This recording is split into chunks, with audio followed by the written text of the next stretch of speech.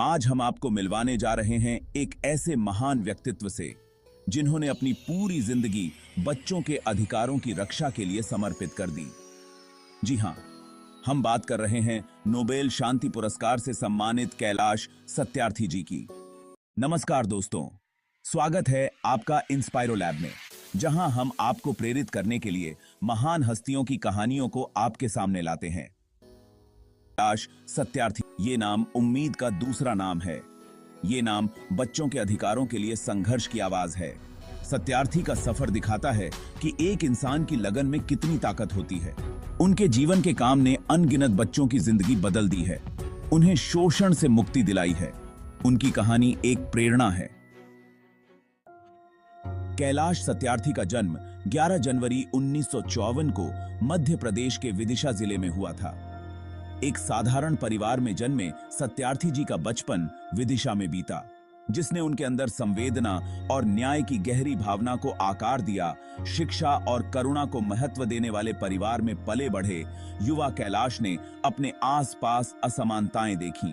उन्होंने अपनी उम्र के बच्चों को शिक्षा से वंचित और मजदूरी करने के लिए मजबूर देखा। इन अनुभवों ने उनके युवा मन पर एक अमिट छाप छोड़ी। वह हर दिन जो अन्याय देखते थे उसे वह भुला नहीं पा रहे थे।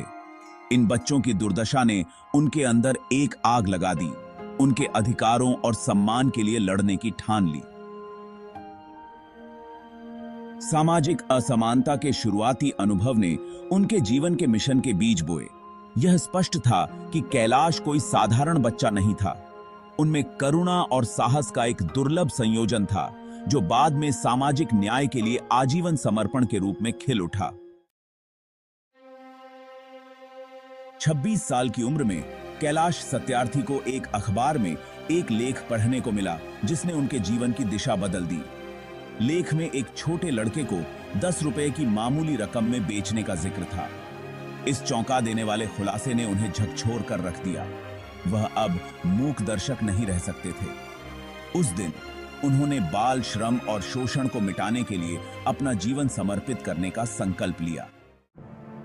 1980 में कैलाश सत्यार्थी ने एक साहसिक कदम उठाया और बचपन बचाओ आंदोलन की स्थापना की।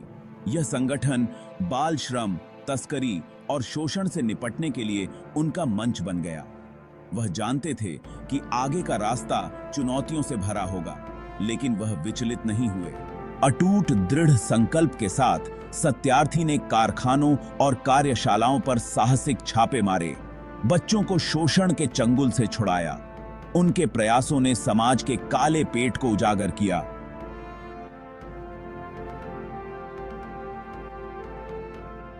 श्रम की क्रूर हकीकत को उजागर किया।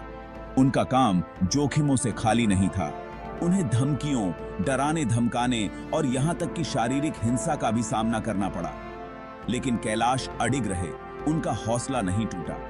वह जानते थे कि बचाया गया हर बच्चा एक जीत है। बाल श्रम से मुक्त दुनिया के करीब एक कदम है। इस आंदोलन ने न सिर्फ भारत में बल्कि पूरे विश्व में लाखों बच्चों की जिंदगी को बदल दिया। कैलाश जी ने अब तक 80,000 से अधिक बच्चों को बाल मजदूरी, बाल विवाह और मानव तस्करी जैसी बुराइयों से मुक्त कराया है। कैलाश सत्यार्थी के अथक प्रयासों पर किसी का ध्यान नहीं गया। उनके काम को अंतर्राष्ट्रीय स्तर पर पहचान मिली। 2014 में कैलाश सत्यार्थी को नोबेल शांति पुरस्कार मिला। यह सम्मान उन्होंने मलाला यूसुफजई के साथ साझा किया। उनका नोबेल पुरस्कार उम्मीद की किरण के रूप में कार्य करता है। कैलाश सत्यार्थी का जीवन कर्म की शक्ति का प्रमाण है। उनका संदेश सरल लेकिन गहरा है। हर बच्चा बचपन का हकदार है। अन्याय के खिलाफ आवाज उठाना हमारी जिम्मेदारी है।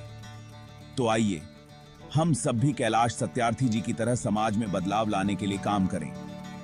हमें याद रखना चाहिए कि असली संतुष्टि तब मिलती है जब हम दूसरों के जीवन में खुशियां ला सकें।